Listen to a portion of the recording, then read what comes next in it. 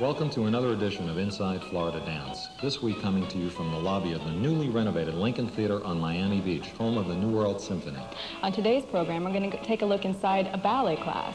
We have a great interview with Edward Villela. We're going to show you what's inside those huge dance bags that dancers carry on their shoulders. We go center stage with Ileana Lopez and Franklin Gamero. Our health segment covers massage, chiropractic, and rehabilitative therapy. We cover the dance calendar here in town. And we have some wonderful footage of Mikhail Baryshnikov dancing Twyla Tharp's choreography. That sounds like a good show. Can I stick around and watch this? Sure.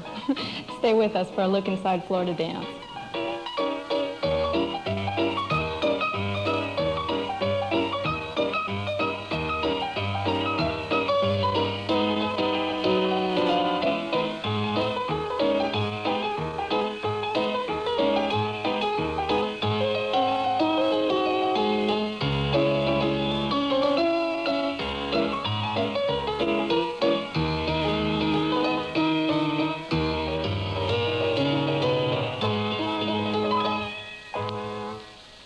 Someone who has only been involved with dance for the last 4 years, every opportunity I get to see dance, the more I see it, the more I learn to love it. You're going to love this segment because we're going to go inside a ballet class. Every ballet class begins with a plie.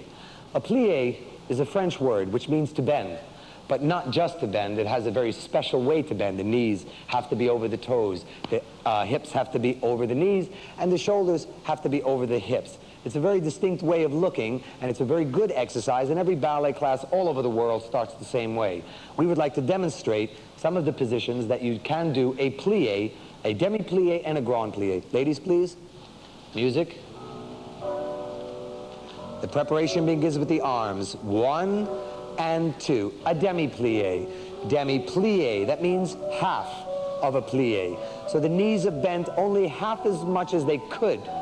And then they have another demi-plie, forcing the insteps to develop the strength in the foot and leg and lowering. And then a grand plie, grand, big, large plie, and arms. And another grand plie, and 6. This is the first position that you use in class, and this is the second position, legs apart.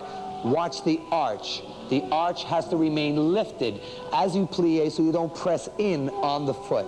Good. And 1. And insteps up and rise to the top. Now I mentioned that the knee has to be over the toes. Knees go out over the toes. Good. 1, so that you don't buckle. You can strain the knees or strain the ankles. 1, other grand plie.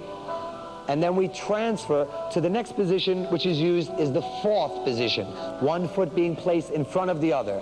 Still the demi-plie and another demi-plie. The shoulders is right over the hips. You shouldn't be twisting to one side. The hips are always directly front. 1.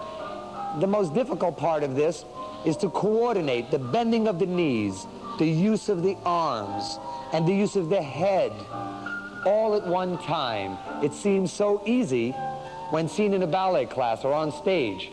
These things are practiced 2 and 3 classes per day. And the last position, the most difficult position, is the 5th position, a tight position, 1 foot crossing over the other and the legs being crossed at the thighs. And a nice tall pose in the 5th and follow with the head. And the last grand plies. And 2, heels down, showing the demi, and up. And another grand plie, you pass through the demi halfway down, and you finish, and come back to first position, and lower the arms. Great. After that, we have a numerous amount of exercises, which we'll explain at another time. And that's the class for the plies. Thank you, ladies. Take a break. Did you enjoy that, Owen? I really did. It was very interesting, and I can't wait for next week's segment. Super. For those of you in the audience who have little ones, our good friends at Little Rock Productions have put together a learning ballet coloring book. They also make sweatshirts that are learning aids as well. They have all of the steps, all of the various positions. You can get this book free just by writing in. Later in the show, we will put it on the air for you. That's so cute. Next, we have Owen interviewing Edward Villela, the artistic director of Miami City Ballet, at the Miami City Ballet Studios in Miami Beach. Your initial success over the past few years has been duly noted. What I'd like to know is, when you have a minute, if you have a minute, what do you see for Miami City Ballet 5 years from now? Well, I think the most important thing for us is to keep in mind our purpose, who we are, what it is that we intend to be, where we've been, how we're going to get to the next step. I've taken the premise that we are a classical company, but classical in the 20th century. We are a contemporary classical company. What I did was I took a year and a half to lay the foundation, to raise the front monies, raise the visibilities, develop audience, and so on. Then we took 3 years of production to lay our artistic foundation. Now that I think that we've got that, we can make these further reach outs. I think it's very, very important for us to make a comment on 20th century classicism. What is going to bring us into the next century? And I think there are 2 or 3 ways to approach that. One is that we will continue with the best work done, masterwork done in the 20th century. But I think it's incumbent upon us to do original work, to stimulate search out where this art form has yet to investigate and where it can go, still keeping in mind our tradition and looking back. So we are extending into the 20th and the 21st century, but keeping a reminder that we are in a tradition that was born basically in the 19th century. How large a company do you see 5 years from now in terms of dancers? I think it's important to stay in contact with our personnel, and I think that once a company gets over 40 dancers, it's very, very difficult to give each dancer individual attention. I think that's been one of the keys to our early embrace by this community, is that each of our dancers, when they step on stage, know exactly what they're doing. So I think 40 is the good place to be. However, we'll be doing a Nutcracker, we'll be seeking to do larger work, so we'll need additional personnel. In September, I'm going to start an apprentice program, and I hope out of that program that I can get an additional dozen people that we'll work with for a couple of years, and they'll get to know us, we'll get to know them, and then we'll take them into the company as time goes by, if both sides are comfortable with that. So that would give us the opportunity to have 40 dancers plus access to another 10 to 12, and I think with 50 to 52 dancers, I think we can do almost any ballet that we would intend to do, whether it's a 19th century spectacle or a 20th century or 21st century neoclassical work. Tell me, where do you see these 55 dancers performing in 5 years? Well, that's one of the areas of consternation, shall we say. I sometimes get a little uncomfortable with the politics that I find in South Florida, the politics of art, and in particular, building facility. My great concern now is if indeed we will have a new facility. I think that our growth is such that we are prepared to do larger work. But if we don't have the stage upon which to put that, especially here in Miami, it's going to stifle us, it's going to limit our growth, and that I think would be a terrifically negative situation. So I certainly hope the politics and the finances and so on pull themselves together so that we can have a proper facility for both ballet, opera, and symphony. All of us in the arts community feel the same way. It really is frustrating. I've lived here many, many years, and I've seen this episode, this changing episode over the last 10 or 12 years. I hope they finally have their act together so that we can get you a proper home. Not that we have good places, but not the kind of places that you need to stage the success. I read with interest that just about 37% of your budget is raised from ticket sales. Where does the rest of the money come from? The rest of our funding comes from what we like to refer to as broad-based support. It's everything from major corporate funding to foundations, to governmental, to individuals, to various groups such as our Ballet Guild, our TOES organizations. I think it's very, very important that we have major donors, but if you have one or two major donors, if they get a cold, we're going to get pneumonia. So again, broad-based is the proper idea. Also, it keeps us from thinking elitist. Plus, I think this is something for the entire community. We're aiming it at not the elite of the community. This is not an elitist idea. So we would like full support from the entire community. And that's something that I think is a very, very important thing to get across to this community, that simply because we have been very, very successful in terms of our artistic product, our audience development, and our success on stage does not mean that we are comfortable financially.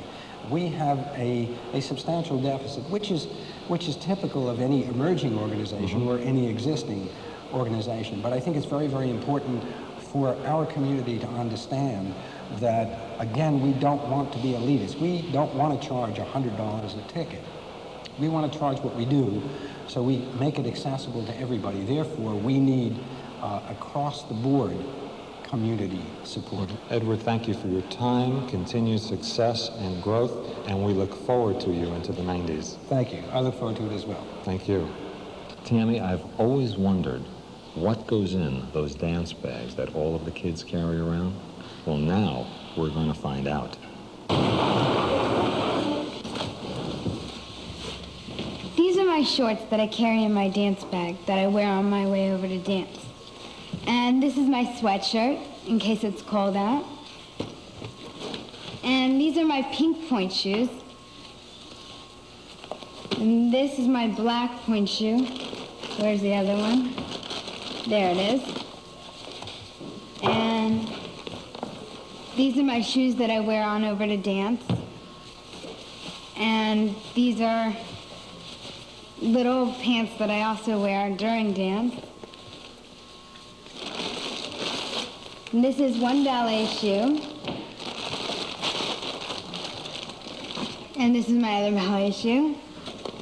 And this is my hair stuff. And this is an ace bandage. And this is a belt. And these are some of my school books, because I come some days right from school. And this is some makeup, and I have some petroleum jelly in here that you put on your teeth during sometimes in performances so that you can keep your smile. And here's my hairbrush. And here's an umbrella in case it's raining. And here's a towel in case you're sweating. And here's some sewing stuff in case your tights rip or your leotard rips. And here's some hairspray. And here's some toe pads that you put in your toe shoes in case your feet are hurting you or you have a lot of blisters. These are corn pads in case you have bunions. Here's some tissues. And here's some tape that you might want to wear around your feet just in case you have some blisters. Another small tape. And here's some food, some fruit, some juices, and some peanuts, and some tuna fish. And that's what's in my dance bag. Well, now I know what's in those dance bags, and I can't believe how that little Kelly Cabrera manages to carry that dance bag around with her. Next, we go to center stage, profiling local dances. Tammy is with Ileana Lopez and Franklin Gamero. We're here with Ileana Lopez and Franklin Gamero, who are principal dancers with Miami City Ballet. Ileana, what is your training and what's Franklin's training? Okay, well, I was born in Valencia, Venezuela, and I started my dance studies when I was 10 years old with Nina Nikanorova, a Russian teacher. I started there for 8 years. We also had like guest teachers from the Bolshoi and Kirov Ballet.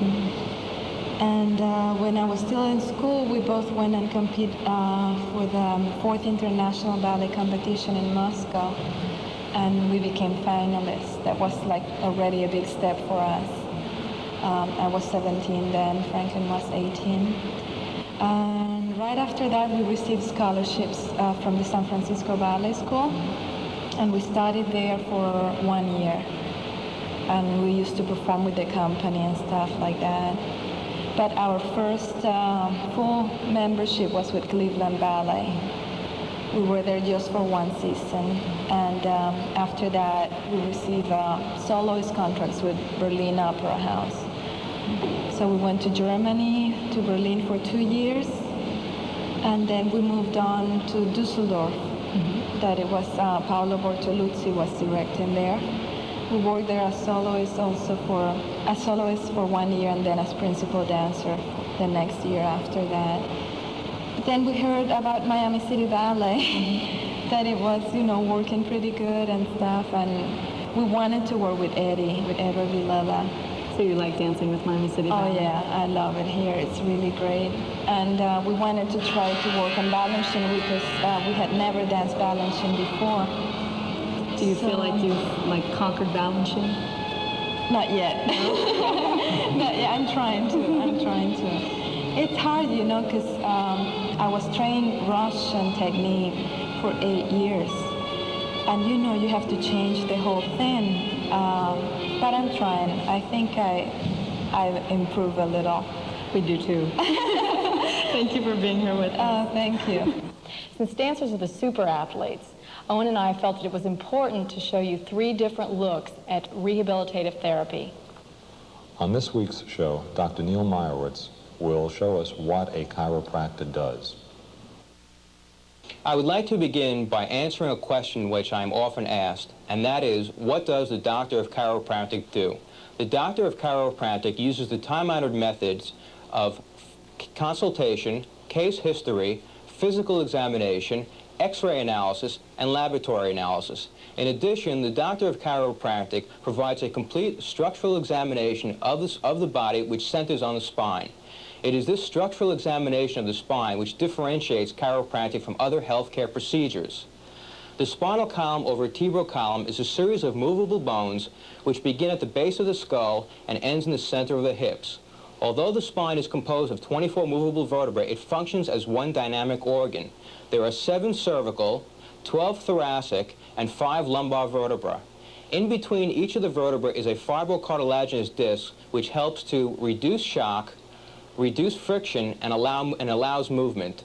The 31 pairs of spinal nerves extend down the spine from the brain and exit through a series of openings between the vertebrae. The nerves leave the spine and form a complicated network which ultimately influences every living tissue in the body. Alleviating the irritation to these spinal nerves and restoring full spinal mobility is what the chiropractor provides to his patients. Dawn Rocco is a certified athletic trainer with Miami Rehabilitation Institute, a branch of the Health South Network. Today, she works with Lizette Piedra, exploring ankle flexibility and basic strengthening exercises. Okay, Lizette. What I'd like you to do is start with our flexibility exercises today, okay? The first one I want to show you is with a towel. You just roll it up, take it in your hands, and place it below the ball of the foot. There you go. Pull back nice and easy, and you're going to stretch the back of this muscle here, which is the gastrocnemius muscle, okay? Don't hyperextend your knee. Pull nice and easy, hold for 10 to 15 seconds. The same exercise can be done with a bent knee. Bend the knee, pull all the way back, and that's going to stretch the lower muscle, the soleus muscle, okay? Can you feel that? Yeah, much more than the other one. Good. Okay, stretch the leg back out again. Now we're going to do a little bit of strengthening, which is the alphabet exercises. Pretend you have a pencil in between your toes, okay, and you're just going to do big capital letters. A, B, C, and get through all those exercises that way. Go all the way through the alphabet and back. The more resistance, the more strengthening. Perfect. Last exercise I want to show you today is with a piece of TheraBand. This exercise, you just take a piece that I'm going to give you to take home, you tie it up, place it over both feet. You can also do this at home at a dresser or a couch. Pretend this is the dresser or the couch that you hook it onto. Turn the ankle out. Very good. That'll help strengthen these. Now, you don't want to move the knee too much. Can you feel that? Mm-hmm. That feels really good. Good. I think those exercises will help you a lot. Give them a try. This segment deals with Barbara Grosso, licensed massage therapist affiliated with Dr. Neil Meyerowitz, as she massages Julie Rosenberg's upper back.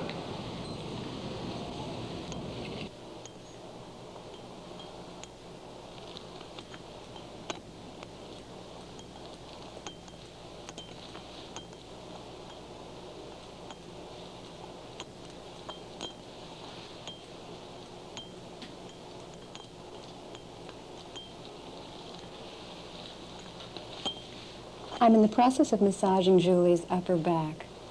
The major muscle of the upper back is the trapezius muscle, which is attached to the spine through the nuchal ligament. And one of its primary functions is to hold the head up and back. People who chronically carry their head forward as though the weight of the world were on their shoulders seem to have a continuous discomfort in this area. Correcting posture is a big help in relieving the problem, and massage also is very, very effective in dealing with it. The typical way that therapists deal with massage in the upper back is through long, firm stroking motions, rocking manipulation, and deep trigger point thumb work. This manipulation of the upper back, as with most forms of massage therapy, is therapeutic, pleasant, and very relaxing. Get your pencils ready, because here's what's happening in dance around the state.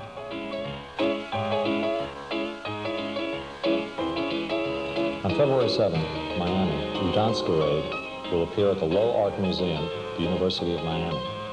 Austin on Tap Dance Theater will appear February 8th at the Sun City Center in Tampa at the Kings Point Auditorium. The West Palm Beach Auditorium will host Miami City Ballet on February 9th and 10th. Udance Grade performs again in Boca Raton on February 10th and 11th at the Florida Atlantic University Winter Carnival, FAU campus. Miami Beach, the Colony Theater will be the scene of Ballet Flamenco La Rosa on February 10th and 11th. Susan Taylor and Friends perform Sea-Spell on February 11th in Tampa at the Tampa Museum of Art. In Tampa again on February 11th, the University of South Florida Department of Dance presents their program. February 13th, Sankafa, the Dance Champions of Africa, will perform at Miami-Dade Community College, Gusman Center for the Performing Arts. On February 15th through the 18th in Tampa, the Tampa Ballet appears at the Tampa Bay Performing Arts Center. The Alvin Ailey American Dance Theater performs February 16th in Melbourne at the Maxwell King Center for the Performing Arts. Judith Jamison, former star of Alvin Ailey, appears at West Palm Beach February 16th and 17th. The Jameson Project, Duncan Theater, Palm Beach Community College. Alvin Ailey performs again in Gainesville on February 17th at the University of Florida University Auditorium. Fort Lauderdale is the scene for the Cincinnati Ballet, February 17th and 18th at Bailey Concert Hall. Mikhail Baryshnikov, what can I say? If you enjoy his dancing as much as I do, you'll love this next segment where he's doing Twyla Tharp's choreography. Great artist.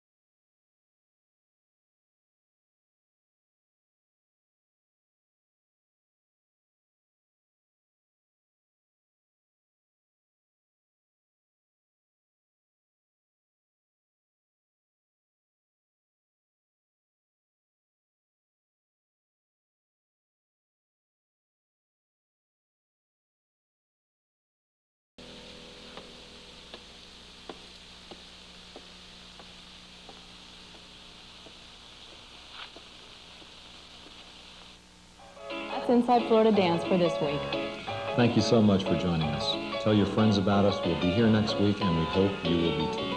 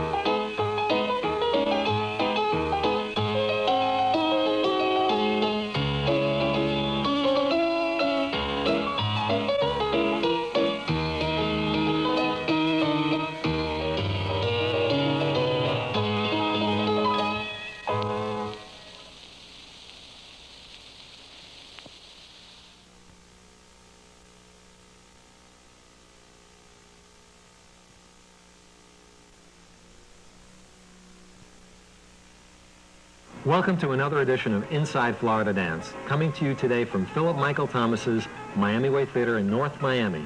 Oh, and we've got a really great show today for our audience. First, we're going to take you inside a ballet class, which is common to all dancers. We have a very interesting interview today with a lady on the cutting edge of dance, Mary Luft. The costume mistress of the Miami City Ballet, Ida Morales, is going to take us into her costume shop. We go center stage with Julie Rosenberg. Our health segment will feature massage, chiropractic, and rehabilitation therapy. We'll talk about the Florida dance calendar.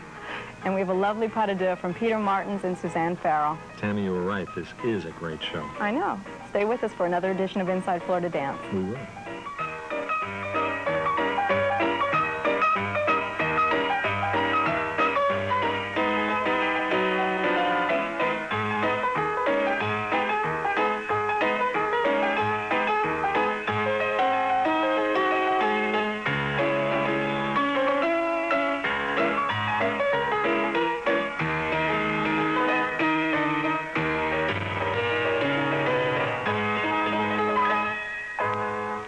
Some of you may drop your kids off at ballet class, but you never stay around to see what happens. Here's what goes on inside. The second thing that happens in a ballet class, or second exercise, is called tendu. Tendu means to stretch. To stretch what? To stretch the instep. If you watch these girls here, what they're doing right now is they are stretching the instep of the foot, also strengthening the bottom portion of the foot, which is called the arch. A dancer must have a well-developed foot in order to dance. What we'll see now is a regular tendu. Can you just do two tendus front, ladies? 1 and 2. And those are very, very smooth. Thank you. Now we're going to do battement tendu. Battement tendu has a beating action, to beat out and to beat in. Go and beat and close and beat and close and beat and close and change. Show me second and beat and close. Beat and head, beat and close and beat and close. Take the arabesque. 2 and 3 and 4 and 1 and 2, 2 and 2, 3 and 2 and rest. Good. The next way that you would do a tendu is, this was battement tendu. On the ground, we say battement tendu à terre. If I was to say battement tendu dégagé, that would mean disengage from the floor. Watch what this looks like. 4, 1, 2, 3, 4, and a 1, and 2. And 3, nice and even. 4 and 1, don't throw it. 2 and 3 and 4. Use the arm, the head, and reach. Reach long, strengthen, and stretch the foot. 1 and 2 and 3 and 4. And next version of a tendu would be jeté. Jeté means to throw. Watch the action of the foot as you throw the tendu out, still in dégagé fashion. 5, 6, 7, throw. 1 and throw, and 3 and 4 and go, and 5 and 2. Depending on what the choreographer wants, when they're doing choreography, will determine how fast the foot has to be used. It's necessary to do tendus at all speeds, and at one time or another in a class you will. The last kind of tendu, I would say, is battement tendu piqué. Let's just do 4 with the piqué. Piqué to perch, to prick the ground. 5, 6, 7, and dégagé, and piqué, and the close, dégagé, and piqué, and the close, dégagé, piqué, and close, dégagé, and pick and then close, side, pick and close, 4, side, pick and close, 4, side, pick and close, 4, side, pick and close, 4, reach away with the foot and arm, long, 2, 3, 4, 1, 2, 3, 4, last time, side, and 1, 2, 3, 4, 2, 2, 3, 4, 3, 2, 3, 4, 4, 2, 3, and finish. That concludes the battement tendu exercise. Thank you. Boy, that looks like hard work. How do they make it look so easy? But that's the way it works. The harder you work, the easier it looks. For the little ones out there, there's a very interesting book that's been put together by Little Rock Productions, Learning Ballet with Lizzie Bear. It's a coloring book. You can get it free. It has all the different positions and terminology. Just keep watching the show. At the end, we will put the phone number that you can call. It's an 800 number. Here's someone who didn't need a coloring book, but has worked plenty hard. Dancer, choreographer, producer, Mary Luft. Mary Luft has been presenting and producing major dance acts in town for a long time through her company, Tiger Tail Productions. Mary, how long have you been doing this? We're going into our 10th year, and we just started this month in January, and we have events coming up in February, March, and April, May, and then I'm going to South America to get projects ready for a project in Rio in August. You'll be presenting in Rio? Yes, we'll be presenting in Rio. How large a facility down there? Come? Yeah, I do. Absolutely. We're presenting in a number of locations. We're working with organizations in Rio, and they are part of the project, working at the Contemporary Museum, with the Opera Company, with art museums in Rio. How interesting. Was that part of your visit there last summer? I know you were in you had a grant and... We've been going to South America for 4 years, and it came through New Music America. It was a project for that festival where we brought 28 artists to the United States for the festival, but we have been going there. I set a piece on a company in Salvador last summer, and we're going back again this year. Mary, how did you get started? Were you a dancer?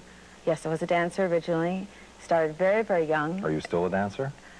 Social dancing only. You have to train and you have to do it every day if you're going to stay in shape, and I'm certainly not doing that now. You are a choreographer also? Yes, I'm a choreographer. And how long were you training when you were a little girl to be a professional dancer, or? That was always my goal. That's the only thing I wanted to do, was to go into dance. How long have you been here in Miami? I've been here since 1970. Came down not with the idea to be involved in the arts, but came here just to live. And in 1974, Fusion Dance Company was beginning, and I got started with that company with Wally Lord, who was starting a professional company at that time. So that was the beginning. Tell us some of the people who you're presenting this year. This year, we just had Celeste Miller and Charles Dennis. I saw them. They were two very exciting performance artists out of New York.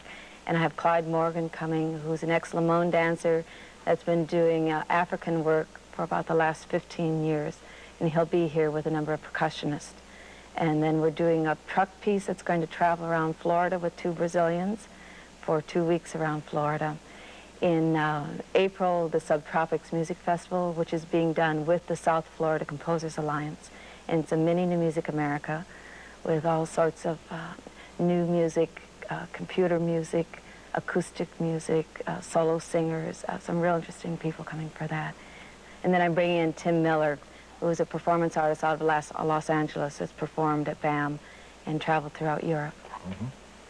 How would you describe the kinds of entertainment that you present?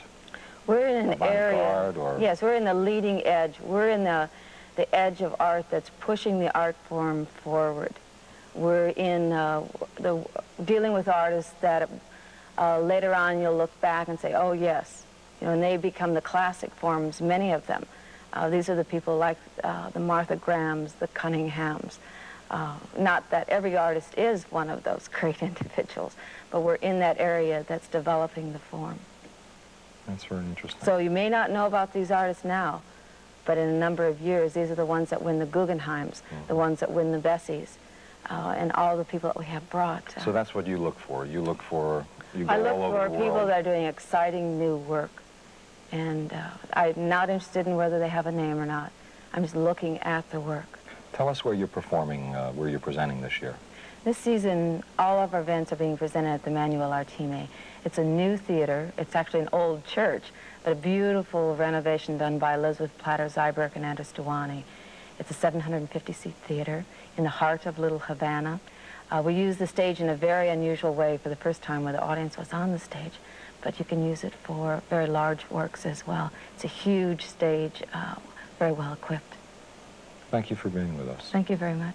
Owen, I had a great opportunity this afternoon to interview Aide Morales, who's the costume designer for the Miami City Ballet, and what she creates in her shop is just wonderful. Aide, you have such beautiful costumes on stage. How do they all get started? Usually our artistic director, Edward Villela, comes to me with an idea, like this ballet called Bugaku. It's beautiful. It's a tutu that is not one of our traditionals because the tutu usually has many layers, but this one has only 4 layers besides the plate. It's all made out of raw silk. And I'll show you another one here. This is a more traditional tutu. This is for Tarantella.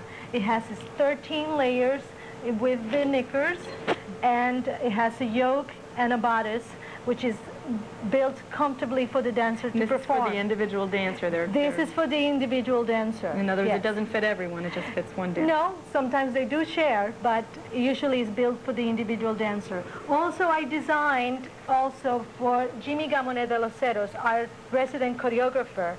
This particular piece is called Miniatures. And this is another type of tutu. It's more modern. It's like a disc made out of horse hair, and is our next piece to be performed. And this came from an idea? And this is my own idea, my own creation. This is really beautiful. Aide, how did you come to be with Miami City Ballet? What brought you here? I was invited by Edward Villela to come and build a ballet called El Amor Brujo. And Edward saw my work, was very pleased with it, and asked me to stay with the company. And what's your background? I mean, like, how were you trained to do all of this? I worked in New York with the director of the Koreanska shop. Her name is Barbara Matera. I worked with her and I learned a lot about dance costume.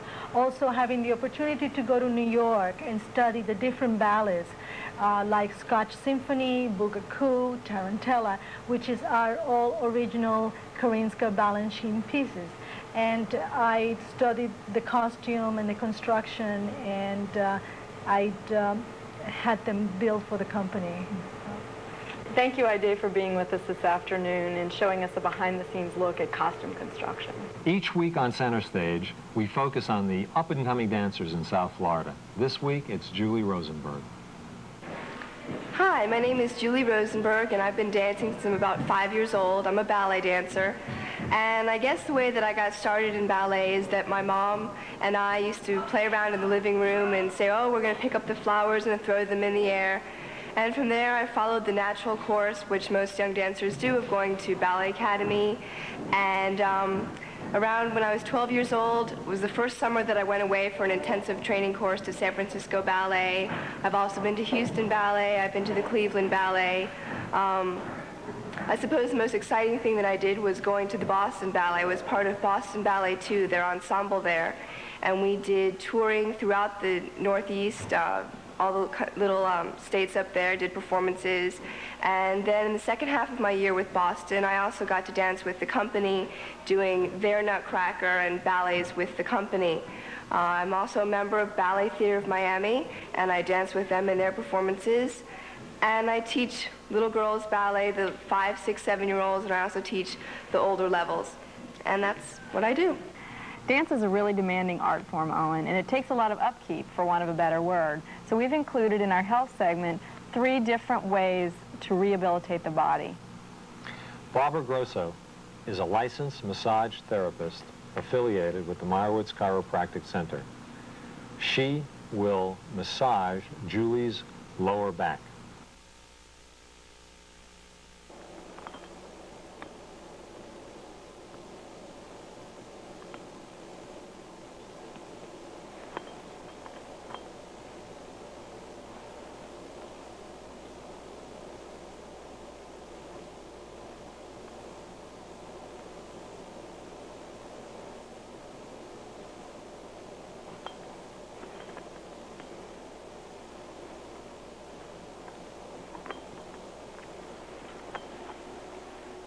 Today I'm working with Julie's lower back. I hear more complaints about this area of the body than any other. The problems in this area can arise from many causes. Lumbridosis, which is also known as sway back, the very rapid changes that result from pregnancy, but also something as simple as the imbalance caused by a beer belly. Trigger point massage, working with areas where tension seems to accumulate, is very effective for the lower back. And not surprisingly, some of the trigger points are found along the line that you naturally rub when your back hurts, and that's the posterior area of the belt line. You also will find trigger points running down the outside seam at the hip where your jean seam is, and also in the fist-shaped bone right along its border that's known as the sacrum. It's a triangular bone at the base of your spine. Massage in these areas has a very beneficial effect, and as with most massage therapy, it's relaxing, feels good, and is very, very comfortable. Ankle injuries are common among ballet dancers and modern dancers, so Don Rocco, certified athletic trainer with the Health South Miami Rehabilitation Institute, shows Lizette Piedra some exercises for the ankle. Okay, Lizette, I think what we need to do is some strengthening exercises, more functional though. We're going to begin with some exercises for the calf, okay? I'd like you to swing around and step onto the floor. And what I want you to start with is some toe raises, okay? Nice and easy on one foot. I want you to go up, all the way up and down. Excellent. You're going to do that as many times as you feel comfortable. Probably start out with 10 or 15 and increase it. Switch to the other foot just so you see how it feels. Very good. Now you're going to do some toe walking. You're going to go up on your toes, and you're just going to walk around in a circle or up and down. I don't care how you do it. Excellent. Very good. And increase your time that you spend doing your toe walking. Should I be keeping my knee straight or bent? Fairly straight. Very good. Excellent. Okay, now you're going to do some jumping, okay? And I'd like you to start out with both feet. Jump nice and easy, and then you're going to increase the height and the time that you... There you go. Slowly increase. Excellent. Good. Now let's go to 1 foot at a time. This is a little bit higher level, okay? Very good. And switch feet so you can see how that feels. Okay, that looks good. All right, how did that feel to you? Great. Good. That looked really good. Dr. Neil Meyerowitz is going to tell us how chiropractic can help the dancer. What do you do if you've sustained an injury and you're unable to get to your doctor's office immediately? It is at this point that acute injury treatment should be initiated. This can be easily remembered with the following mnemonic device, RICE, or R-I-C-E, which stands for rest, ice, compression, and elevation. Beginning with R, for rest, logically we need to rest the injured part. Ice, we want to use an ice pack and apply it to the injured part for 20-minute intervals or until numbness is achieved. C stands for compression, and we're going to utilize an elastic or ACE band to compress the injured part to again help reduce inflammation and swelling and provide support to a weakened area. And E for elevation, we're going to utilize a roll and elevate the area above the level of the heart to again reduce inflammation and swelling. Remember, contact your doctor so you can further evaluate the extent of the injury. Get your pencils ready, because here's what's happening in dance around the state. On February 16th through the 17th, Judith Jamison and the Jamison Project perform in West Palm Beach. On February 17th, Alvin Ailey American Dance Theater, University of Florida in Gainesville. On February 17th through the 18th, the Cincinnati Ballet performs Cinderella at Bailey Concert Hall in Fort Lauderdale. On February 18th, Alvin Ailey American Dance Theater is in Fort Myers. On February 18th, An Evening with the Arts, an extraordinary evening featuring some of the best of South Florida's performing arts community, including Miami City Ballet, Greater Miami Opera, Philharmonic Orchestra of Florida, and the New World Symphony, performs in Miami. On February 19th and 20th, Miami City Ballet is at the Naples Philharmonic Center for the Performing Arts in Naples. February 19th through the 20th, Alvin Ailey American Dance Theater in Sarasota. On February 20th, West Side Story is performed with choreography by Jerome Robbins at the Ruth Eckerd Hall in Clearwater. February 21st, West Side Story is performed at the Barbara B. Mann Performing Arts Hall in Fort Myers. February 22nd, Dance Alive, Winmore Recital Hall, Coconut Creek. February 22nd, West Side Story, with choreography by Jerome Robbins, is performed at the Van Wetzel Performing Hall in Sarasota. February 23rd and 24th, Alvin Ailey American Dance Theater, Ruth Eckerd Hall, Clearwater. February 23rd to 24th, Afro-American dancer Clyde Morgan is presented by Mary Lufton Company in Miami. February 23rd and 24th, Southern Ballet Theater will appear at the Bob Carr Performing Arts Center in Orlando. Our Dance TV segment brings you the finest dancers from around the world. This segment, which is Pas de Deux, is between Peter Martins and Suzanne Farrell, principal dancers with New York City Ballet. Something very interesting about this, Tammy.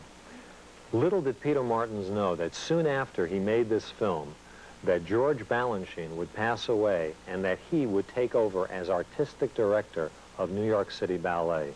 And he's still the director today. He said, hey, he's got to be able to do something more than that. You know, this is dull, boring, and not very interesting. Let's see something else, something different. Not necessarily something better, just something different. You know, and I realized immediately that, hey, wait a minute, this man is really something else. He's sophisticated in one way and demanding and all sorts of things wrapped into one person, and he intrigued me more than anything. And I wanted to please him. I wanted to be able to do the things that he said that I couldn't do.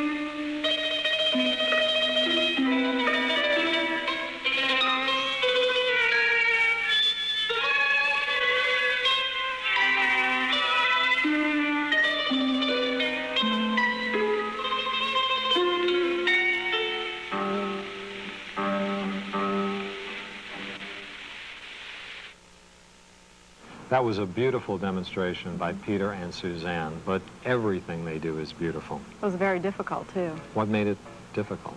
Well, because pas de deux is a dance between two people, and you have another person to worry about who may be tired or maybe they've had a bad day, so it adds to your problems. That's interesting. I hadn't thought of that. We want to thank you very much for joining us this week. Tell people about us. See you next week on Inside Florida Dance.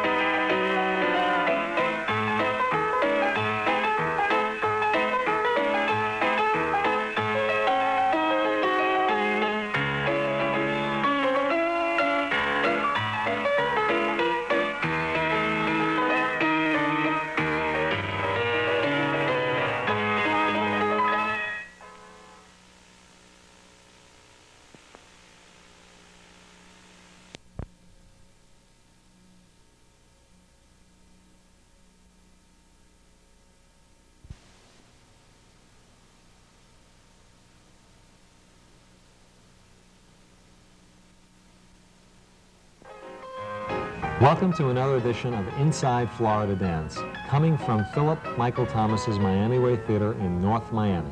Today we're going to start off with a ballet class taught by Tony Catanzaro.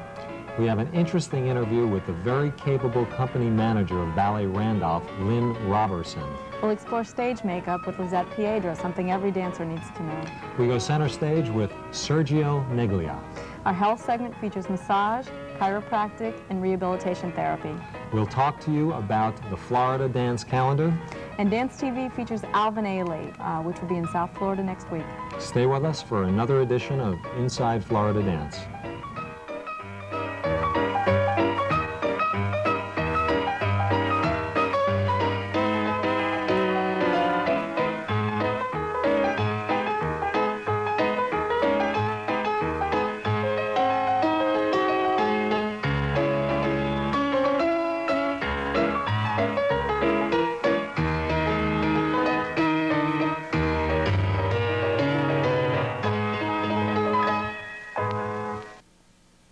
I've really learned a lot from our dance class sections. So far we've learned plie, dégagé, tendu, and I can't wait to find out what's in store for us today. Our next exercises are a combination of two exercises. The first one will be a rond de jambe. Rond de jambe meaning circle of the leg. When we use it in a half circle. The exercise will also be done à terre. As I mentioned before, à terre means on the ground. And a fondu put together. Fondu means to melt. We don't only want to melt down into our plie, but we also want to harden and straighten the legs as we rise. And these exercises are one used to open the hip socket and loosen the hip socket, and the fondu portion to stretch and strengthen the legs at the same time. Now you will see a rond de jambe exercise with fondu. Music, please.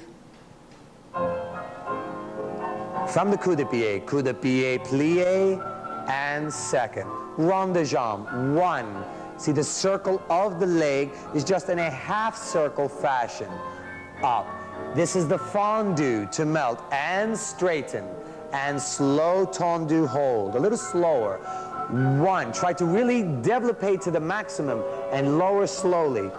And four. This is the fondu, deep melting of the legs and strengthening up and tendu. And one, two, and this is only to the tendu as they stop.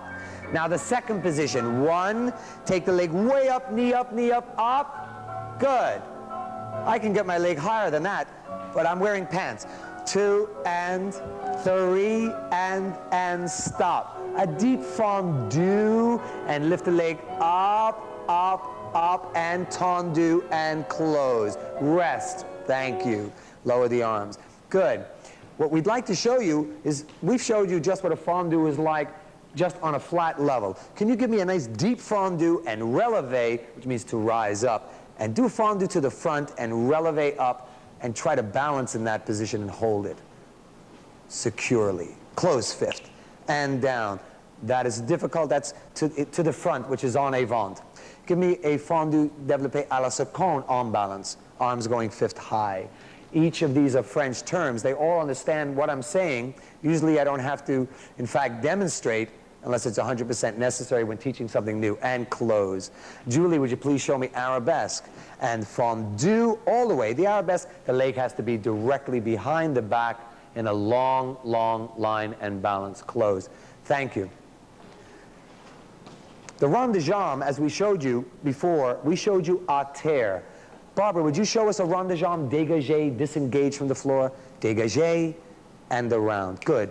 At 90 degrees, grand rond de jambe. One. You can do it together. And take it around. Go. One. Grand rond de jambe. And around. Good. And how about a rond de jambe en l'air, Allison? Just do rond de jambe. And circle. Circle and close. There are many different kinds of rond de jambes. They all are put together in classes. You'll be seeing more of these segments at a later time. Thank you, ladies. Take a break. Now we've learned fondue, rond de jambe. I always thought fondue was some kind of cheese dip. Well, see, if you visit Inside Florida Dance, you learn a lot. And next we go to our interview with company manager of Ballet Randolph, Lynn Robertson. Who is Ballet Randolph, for those people out there that don't know? Well, of course, we think Ballet Randolph is the best dance company in the whole wide world. At the moment, Ballet Randolph is 15 wonderful dancers. Our artistic director, Randolph Parrott.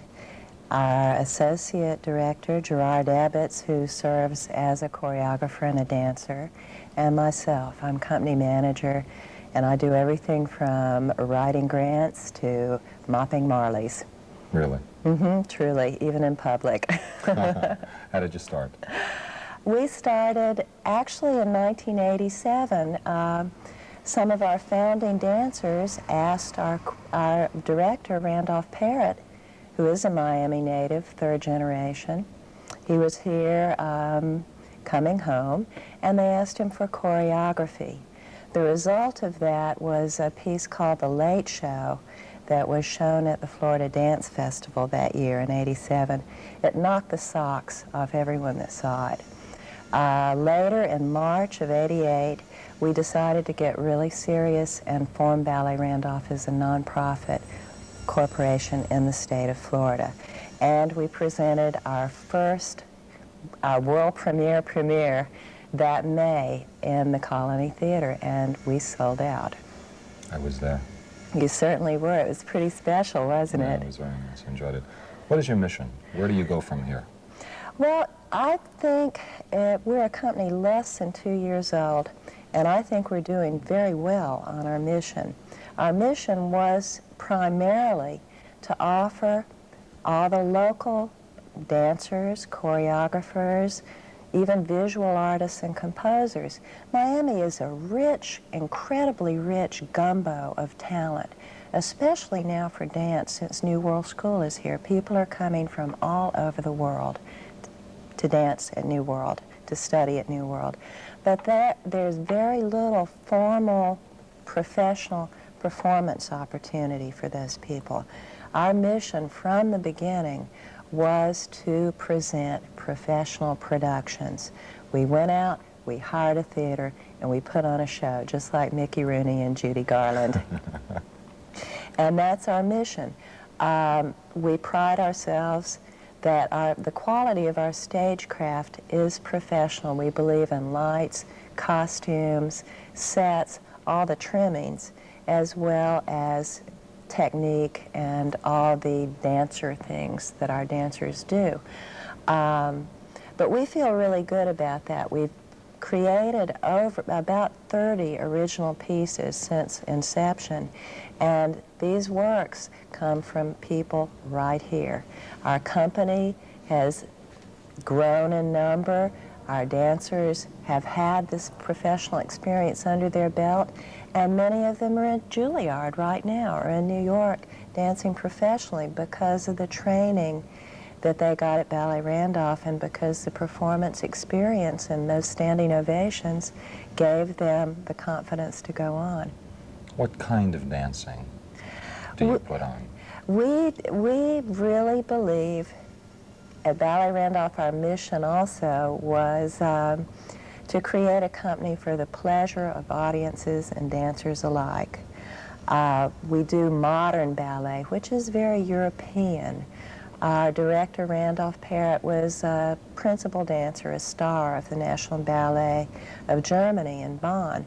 And when he was involved in that lengthy stint, he was involved in opera and theater, all the old traditional theater things and ballet things, as well as the cutting edge of all the new work in Germany.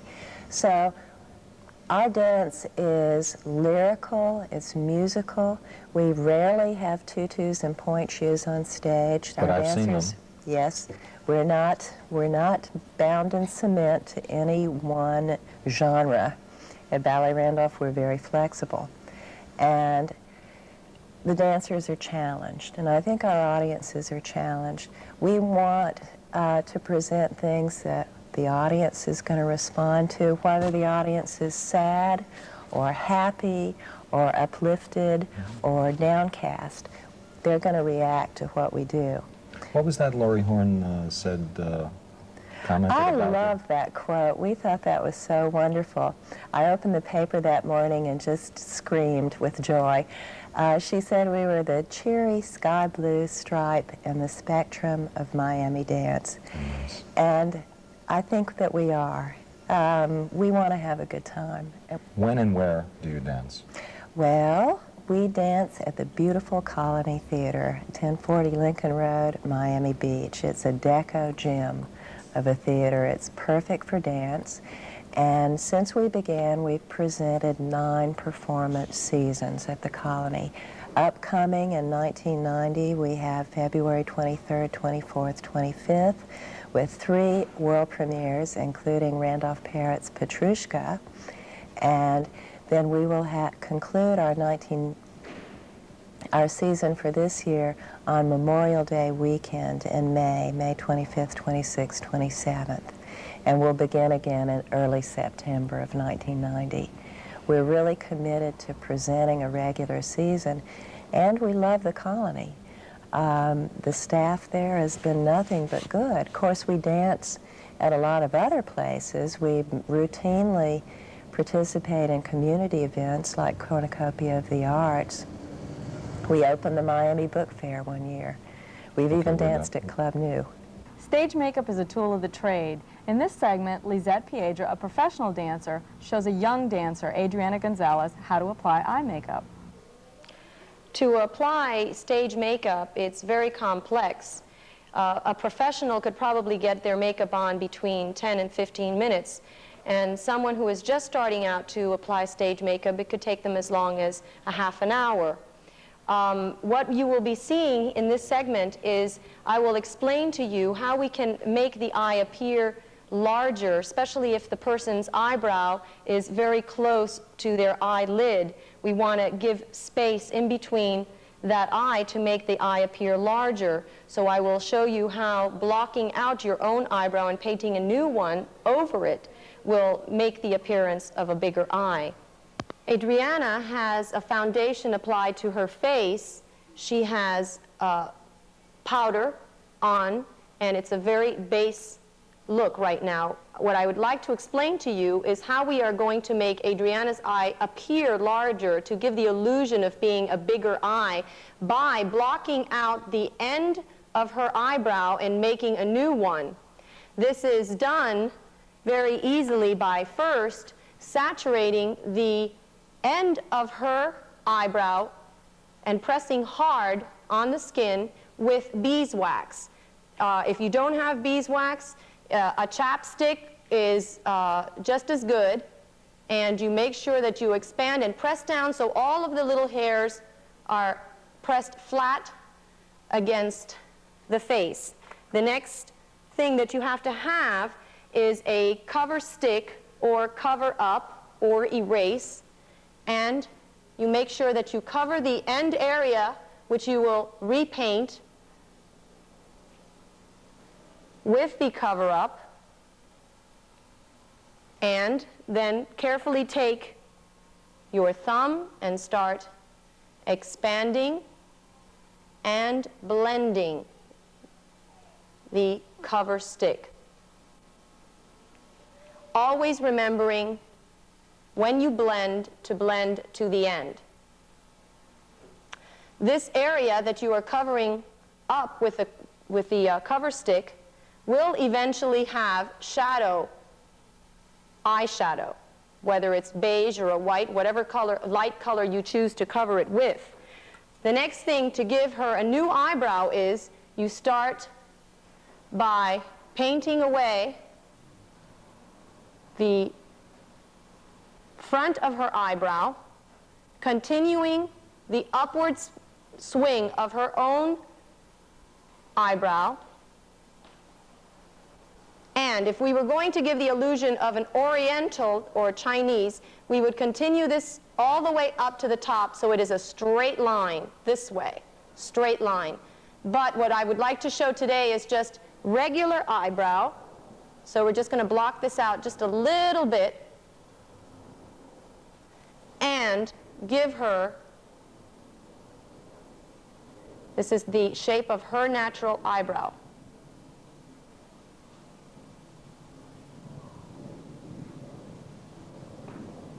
Extend and darken thick. Small lines are not seen on stage. We want to make sure that that goes all the way to the end, and always remember to finish with a very light point at the end. Do not finish with a thick line at the end of that eyebrow. Well, that's looking very, very good, Adriana. I think all we need to do is darken this up a little bit more, and we have it. Yes, that looks very good. We're ready for the eyeshadow. Like everything else in dance, practice does make perfect. And the more you practice on yourself, different techniques, you find that you start learning what your eye really looks like and what are some of the tricks that makes your particular eye look better. Do you want an arched eyebrow? Do you want a pointier eyebrow? Thicker, thinner? All of it is up to you. You have to look at yourself in the mirror and practice, practice, practice. I bet Adriana and the other girls, besides the dancing, just love to get involved with all of that makeup. Oh, sure, and with their parents' permission, too. And now, center stage takes you to Sergio Neglia, professional dancer with Miami City Ballet. Hi, I'm a member of Miami City Ballet since a year and a half ago. Just came with my wife Heidi since New York. This was 2 years ago, and I just started working in this company because I got a contract and I think it's a good company. And what else? And just started with score roles, and after 6 months I started to do some soloists in dance talks, and it's just beginning now to do some principal roles to have a chance, because we had pretty good 2 male dancers, and it was very hard to go with, but now, thank God, we are going. And I born in Argentina, Buenos Aires, and I started in the Theater Colón of Buenos Aires at the age of 8. That was easy for me because my mother and father, they were dancers, so they teach me how to start with. Then we put me in that school, and then later on I got a scholarship in Bolshoi School in 1973. After that, I came to my country and started to do some guesting performance. And they go like into Europe, to Prix de Lausanne, get the medals there. And then I got a scholarship for a School of American Ballet, which was a great school and great beginning for myself because I was very young. And then I started to do some guest solos at the age of 17, 18. And then later on, you know, now I just came to Miami, which thank God I started work with them because I couldn't find my visa, but then everything was just right, fine. This week's health section begins with Barbara Grosso, licensed massage therapist with the Meyerowitz Chiropractic Clinic. She deals with the upper leg, the hamstrings.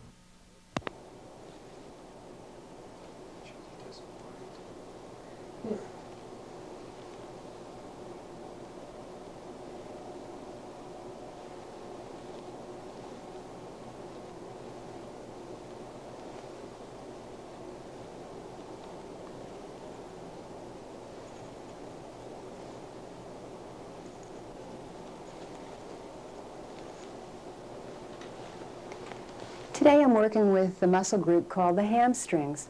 It's in the back of the thigh. It's composed of 3 muscles, the semimembranosus, semitendinosus, and the biceps femoris. And this important muscle group is involved in running and jumping, and so people like runners and dancers give it a really good workout. Maintenance of this muscle requires a very firm and committed stretching program, and this program works excellently in conjunction with massage. Another problem in this area is sciatica, which is a burning pain down the back of the thigh. And the point pressure massage is very, very effective in relieving the symptoms of this problem. Manipulation of the hamstrings, as with many other massage treatments, is relaxing, beneficial, and feels wonderful. Dawn Rocco, certified athletic trainer with the Health South Miami Rehabilitation Institute, explains what BAPS is.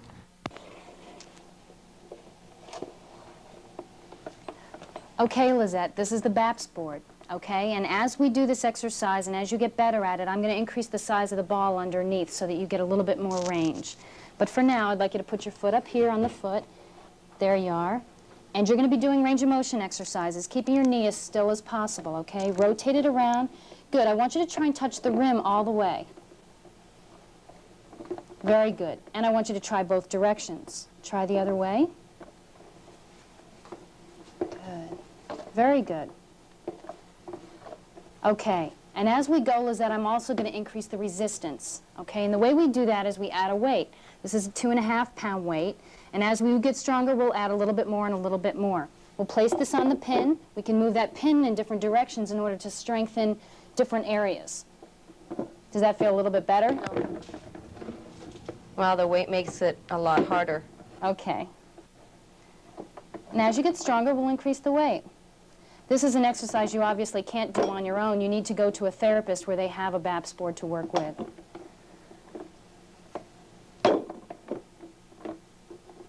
Okay, I think that's terrific. Dr. Neil Meyerowitz is going to tell us how chiropractic can help the dancer. I would like to discuss a specific chiropractic technique which I have found to be most effective in dealing with my dance patients. The technique is called activator methods and utilizes a system of body mechanics, neurological checks, and orthopedic checks in pinpointing areas of involvement along the spinal column. The technique utilizes a handheld instrument called an activator which delivers a light control thrust into the spine. We begin the technique by performing what is known as a leg check. And this helps us to determine the side of involvement or the side of imbalance. In this patient's case, we find an imbalance on the right side. So we begin adjusting at the feet, and we gradually work our way up the body, segmentally checking each area. We next ask the patient to put her right arm onto her lower back. And again, performing the leg check, we find an imbalance on the right side. So we move to the corresponding area and make the correction in the lower part of the patient's back. We then ask the patient to put her right arm on top of her head. Again, coming back to recheck the legs, we do not find any involvement here. The patient lowers her arm, turns her head to the right. Again, we don't find any involvement in the upper part of the back. With the head back in the center, look up once and back down. A slight involvement in the cervical spine of the neck area. The correction is made, and this completes the technique. Get your pencils ready because here's what's happening in dance around the state. On February 20th, West Side Story is performed with choreography by Jerome Robbins at the Ruth Eckerd Hall in Clearwater. February 21st, West Side Story is performed at the Barbara B. Mann Performing Arts Hall in Fort Myers. February 22nd, Dance Alive, Winmore Recital Hall, Coconut Creek.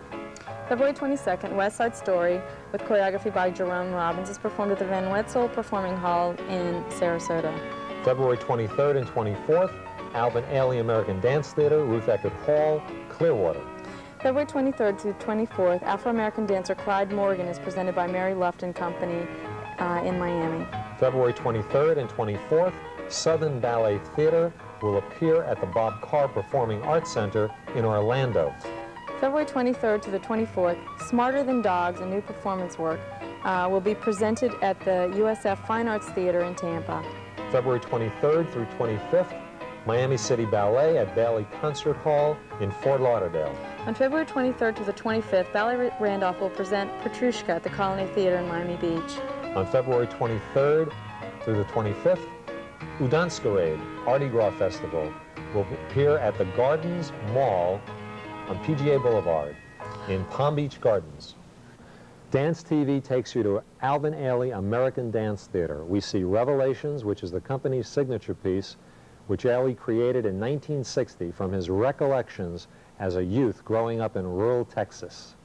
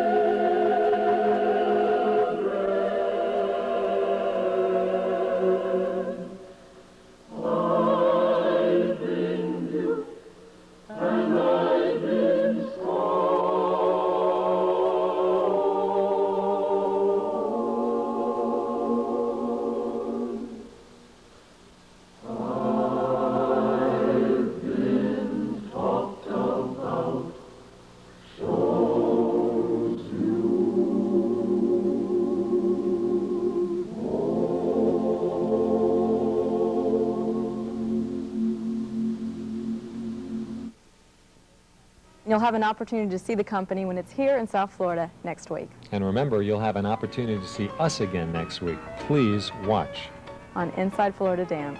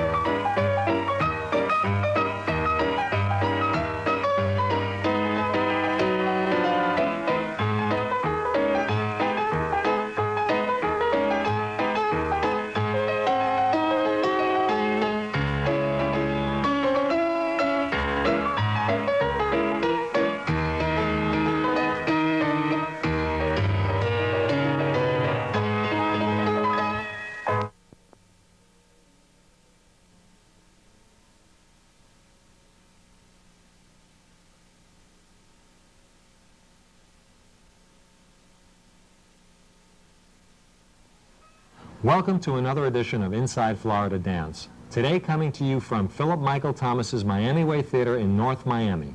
As every dancer does, we'll start off our program with a daily ballet class. We have an interview with a man whose career has touched 7 decades, Tommy Armour. We'll show you how dancers get their hair up in buns. We go center stage with Allison Hesh. Our health segment features massage, chiropractic, and rehabilitation therapy. And our Dance TV segment features one of the greatest male dancers of all time, Fernando Bajones. Stay with us. We've got a great show on Inside Florida Dance.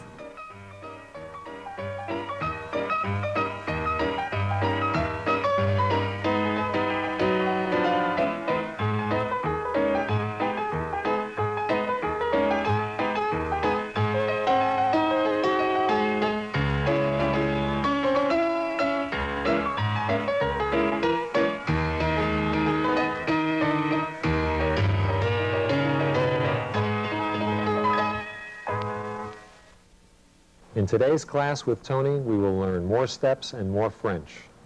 Our next exercise is called the frappe.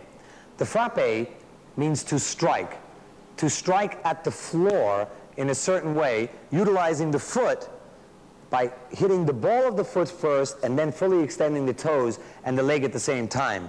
What I'd like to do this time is first show you what a frappe exercise looks like. We're going to combine the frappe with petit battement. Petit battement meaning little beats done around the ankle. Could I have some music, please? Preparation and striking with the ball of the foot strong and straight, and exercising the tendu action, which strengthens and stretches the instep. 1, 2, 3, petit battement, and beat, beat, beat, beat, 2, 3, 4, 5, 6, and down on 7. En croix. 1. En croix meaning in all directions, which is the sign of the cross. We say to the front and side and back and side. Close and plie. Good, good. Now I'd like to show you slowly, because it's hard for the eye to see this. They say that the main preparation is to tendu to the side. We showed you this before. Tendu means to stretch. Now point your foot at the coup de pied position. Coup de pied position means neck of the foot in French. Neck of the foot, long expression for really pointing your foot at your ankle, but we call this the neck of the foot or ankle. Now strike the ground slowly so the audience can see the ball and then lengthening out and return. Wrap and point and in. There's another position that the frappe is done from, and that's the sur le coup de pied. Sur le coup de pied meaning surrounding or wrapped around the neck of the foot. Can you show me sur le coup de pied? Strike 3 times very quick to the front. And 1 and 2 and 3 to the side. And 1 and 2 and 3. Good. Allison, can you show me the petit battement, but rise right up on the half point first and show the little beats around the ankles. And beat, beat, beat, beat, beat, beat, beat, beat, beat, beat, beat, and out again. And beat, beat, faster, faster, faster, faster, and out. This also aids in the doubles when we do the double frappes. Can you show me double front, double side, and petit battement? Ready? Preparation, and in, and. Double front, double side, and petit battement. Thank you. Okay. As you see, different choreographers, different teachers have different speeds that the foot has to move at. And the frappe exercise and the petit battement are, in fact, the best exercises for speed and use of the foot. Thank you, ladies. Rest. Petit what? Battement and frappe. Frappe. I thought frappe was like an ice cream sundae. And kids love ice cream, and they'll love this coloring book put out by Little Rock Productions. It's Learning Ballet with Lizzie Bear. It has positions and terminology, and it's very interesting, and you can get your copy free. Just keep watching the show, and you'll find out how. And speaking of teaching ballet, you interviewed Tommy Armour. He's been in the Miami area for many, many years and taught thousands of children. It's no great secret that last year Tommy Armour was honored with a gala that celebrated his 80th birthday. He has a career that started in the 1930s, and he has trained many, many dancers that are with just about every major professional company in the United States and Europe today. Tom, what kind of thrill do you get when you go to a performance and you see some of your former students like Marcia Sussman or Sally Ann Isaacs? It's a great thrill, of course, to see them when you had them when they were so young as students, and to see them now performing as professional dancers. How old were they when you first saw them? Do you remember? Marcia? I don't know, 8 or 9, somewhere along in there. Sally about the same? Oh, yes. That's very young. A lot of dancers that you have trained professionally have gone on to professional companies all over the United States and Europe. Did you ever consider forming your own professional company? No, that has never been my consideration, because the reason I started the Miami Ballet back in 1951 was for students who were talented, like Sally Ann and Marcia, and they had no place to perform here. We didn't have a company then. So I started the company just as an outlet for these young dancers. So you never said to yourself, hey, I want to form another American Ballet Theater or a New York City Ballet, and now what Edward Villela and his organization have done here in town? That was never on your mind? No, not at all. I used it as a training ground, actually. They learned ballets, they learned stage deportment, and makeup, all that sort of thing, so that when they did get a chance to go into a professional company, they were prepared for it. And when the Miami City Ballet started here with Eddie, I was all for it and spoke out for it from the very beginning, because we also had grown to the level where we needed a professional company here. But I still wanted the Miami Ballet to go on as a training company. Well, it struck me that there are so many people that have trained through you, dozens and dozens, you and Martha Moore, and the Miami Ballet Company, that you could have easily created a fabulous company, but I understand that it wasn't your thing. Tell us how you started here in Miami. I came here in 1949 to take over a studio, because the owner was her husband had been transferred. Her name was Hildegard Bennett. She had a very good school, and she had studied with teachers in Philadelphia who had studied with the same teachers I studied with in Paris. So her pupils were trained exactly the way I would have trained them, so that I had advanced dancers right from the beginning when I came here. And that first school was on Miami Beach? On Miami Beach. And you're in South Miami now? Right. Did you go right from Miami Beach to South Miami? No, I took it in stages. I moved over to Biscayne Boulevard. Then I added a studio out on Coral Way, and the people kept moving farther southwest, so I took up and moved out to South Miami. I bought a building out there, and I've been there ever since. There's an organization that I know that you are part of, SERBA. Yes. Which is the Southeastern Regional Ballet Festival. Yes. And you're one of the founding members of that association? That's right. The Miami Ballet Company is a founding member. It started back in 1956 in Atlanta. And at that first performance, I think 5 companies performed at the theater there. And the following year, the company, our performance was so successful then that we were invited to go up to Jacob's Pillow. Ted Shawn invited us up there in '57. A few years later, let's see, what was the next company? The Southeastern, we were the Southeastern, the Northeastern, I think, was next, then the Southwest and the West and that sort of thing, until it became a national organization.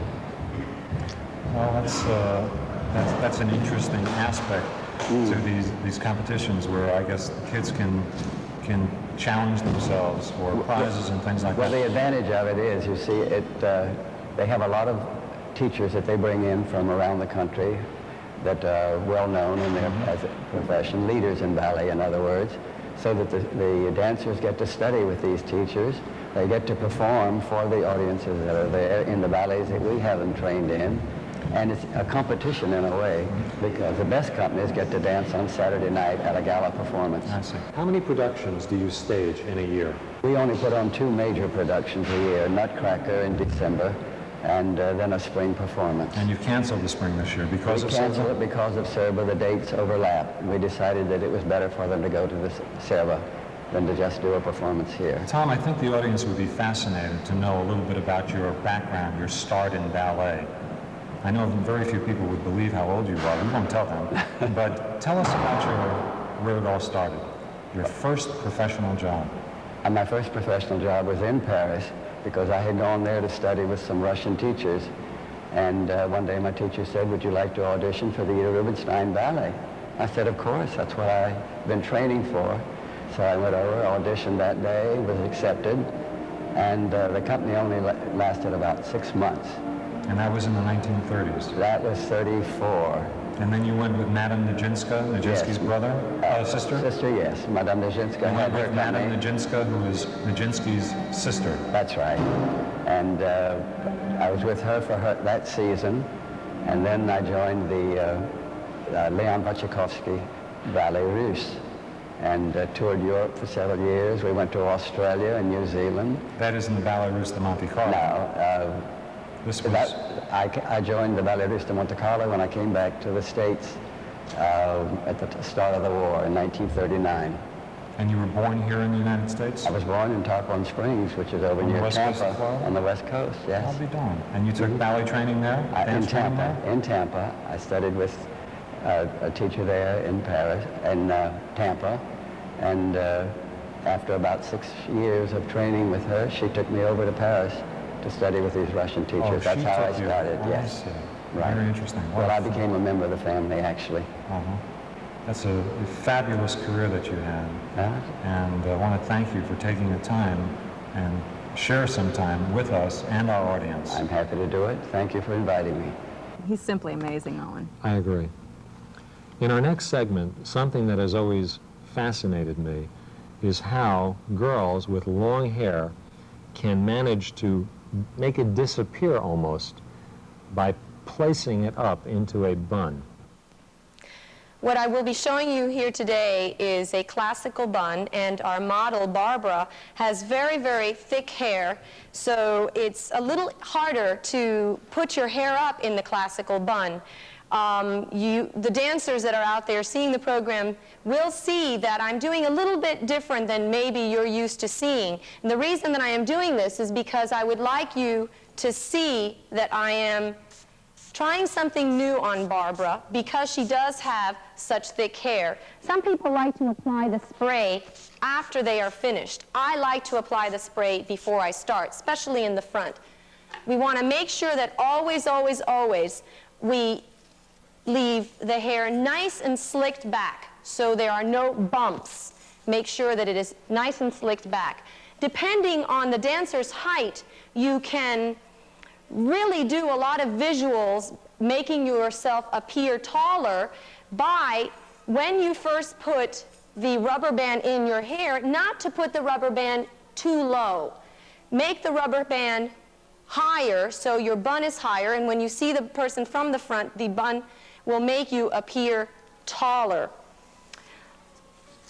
Again, make sure that the hair is nice and slicked back with no bumps. Now that it is nice and slicked back, we are going to take the rubber band and tie it around Barbara's hair. She has very, very thick hair. Again, some of you that have thinner hair will probably find that you will have the rubber band go around 2 times. Some people have the rubber band go around 3 times. At this point, I am going to make sure that I spray Barbara's hair again, all of those little flyaway hairs that we do not want to show. I will be showing you a back angle in a second, but I just want you to know that the front is very, very important. So, now that we have our front nice and slicked back, I'm going to turn Barbara around. Barbara's hair, again, I want to remind you, is very, very full. And what I like to do with full hair is almost that I do a double bun. I part the hair in the middle, and I start only with one section of the hair. Make sure that you twist it very tight. The tighter you twist, the cleaner the bun will appear. Twist the hair around and around, very, very tight. Go under the second half of the hair. Very tight. Once that end is almost disappeared, you will join that end with the second piece and again start twisting. Now, You keep twisting and pinning. If you notice, I'm using hairpins that we call them old lady hairpins, only because they are not bobby pins. They are not bobby pins. That hairpin has got to be taken by taking a little bit of the hair and tucking under. That's very important that the hairpin is placed in the proper position. Grab hair and tuck under. If the bobby pin is not placed in the correct position, it will fly away and probably land someplace where you don't want it to land. Always grab hair and tuck under. The final section of having a very nice classical bun is that you must have a hairnet. The hairnet should be as close to your natural color as possible. If you have black hair, do not get brown. Make sure that you wrap it around a few times, and then, of course, respray the bottom area. You see how there's wisps in the bottom area? Respray the bottom area. I'm using spray. There are some dancers that like gel. Either one works beautifully. Again, if these little hairs that you have on the bottom are very thick, you might want to also use a bobby pin to be placed under here so those little hairs do not fly away. This bobby pin will be hidden by one more hairpin that is attached and pushed under. Now we have a very flat bun. Again, I'm going to turn Barbara to the front. I will show you that you can see her hair slightly coming up from the top. And if you see the side angle, it makes her head appear very angular. Barbara not only has beautiful hair, but she's a beautiful dancer as well. As is our policy on Center Stage, we focus on young, up-and-coming dancers in South Florida. On today's show, we visit with Allison Hesh. Hi, my name is Allison Hesh. I'm a talented dance student at South Miami Middle School. I've been dancing since I was about 7 years old, and I got started when my mom took me to my first ballet class, and she told me that I was going to take ballet, and I went in, and I knew from the minute I first put on my ballet shoes I wanted to be a dancer. I study at Ballet Academy Miami under the direction of Tony Catanzaro and Lizette Piedra. I'm in their company, Ballet Theater of Miami. I do many performances with them. And for the past 2 years, I've been going away summer. Well, more than that. For the past 2 years, I've been going to Joffrey Ballet School under scholarship. And the year before that, I went to Houston Ballet. And the year before that, I went to Milwaukee. So I've been going away since I was 10. And it's wonderful to go away because you get a lot of teachers who can help you, and you get a lot of experience from all the teachers, and the competition with a lot of girls your same age, and it's really an experience to go away. I've been here for 5 years, and I take class every night and on Saturdays, and when there's rehearsals every single day, and it's great here. Mikhail Baryshnikov, as you know, has a new perfume out, and I went there with a picture that I had gotten at an old bookstore, and I wanted to have him autograph it. So I went there, and there was a humongous line, and I was really nervous. I felt like I wanted to cry because he's so famous and everything. And I went there, and he signed my picture, and I actually got to shake his hand, and it was a thrill, and it was great. Regular viewers on Inside Florida Dance know that Owen and I try to present different methods of physical therapy. Barbara Grosso, licensed massage therapist affiliated with the Meyerowitz Chiropractic Clinic, will massage Julie's hand and wrist.